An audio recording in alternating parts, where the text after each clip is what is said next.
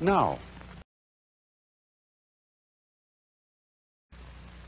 do our patterns go on and have influence to an illimitable future?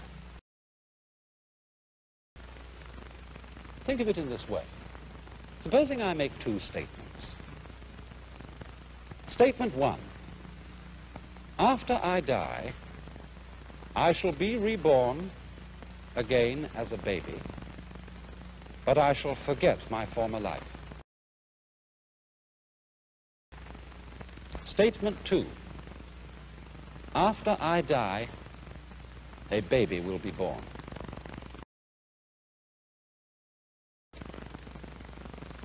Now, I believe that those two statements are saying exactly the same thing. And we know that the second one is true. Babies are always being born. Conscious beings of all kinds are constantly coming into existence after others die. But why would I think that the two statements are really the same statement?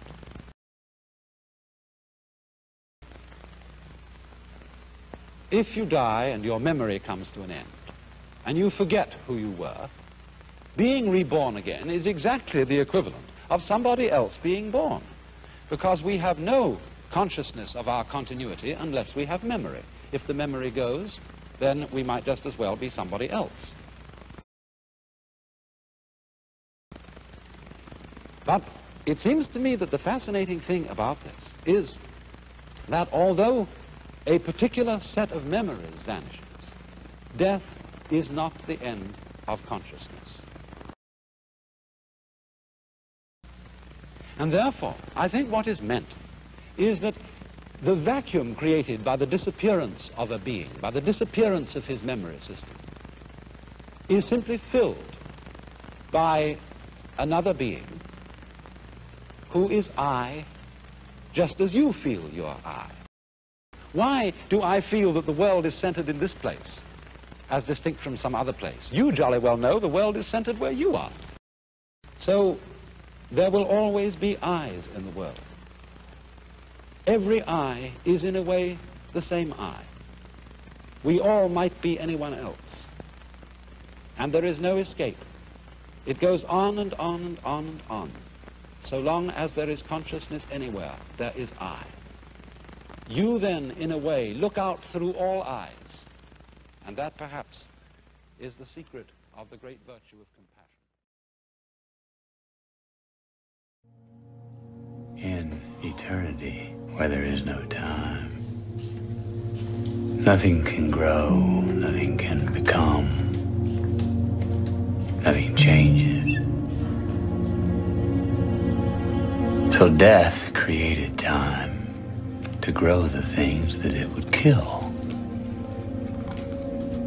And you are reborn, but into the same life that you've always been born into. And how many times have we had this conversation, detectives?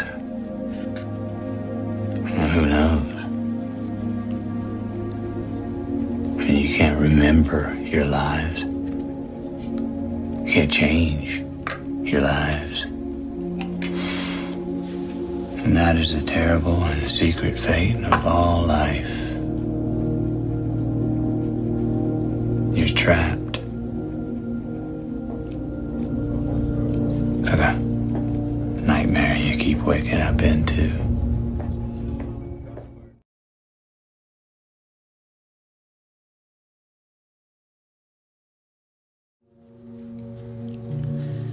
Years.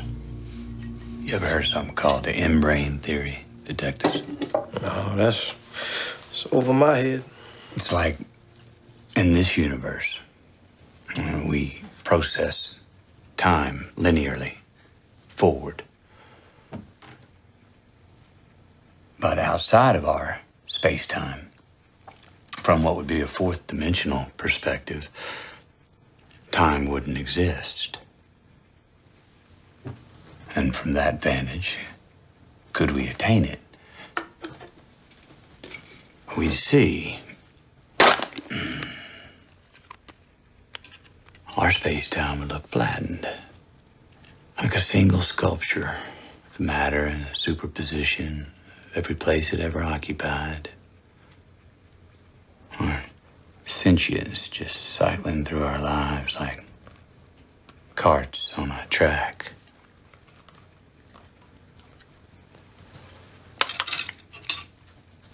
See, everything outside our dimension, that's eternity. Eternity looking down on us. Now, to us, it's a sphere. But to them, it's a circle.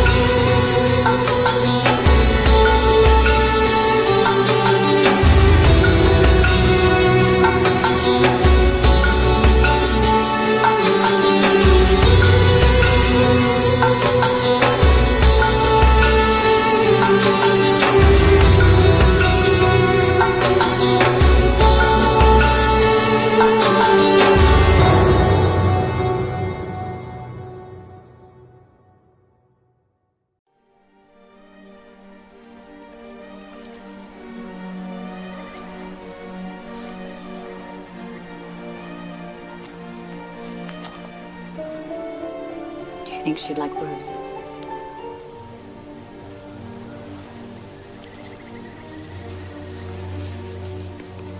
Is it a she?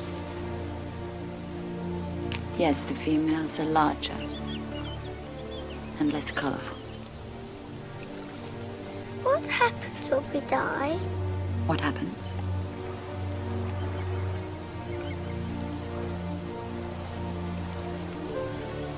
We return to the place that we came from.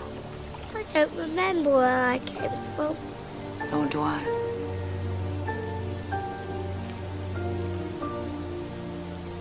She looks very small. Yes. Yes, that's one of the things that happens. We look smaller. But very peaceful.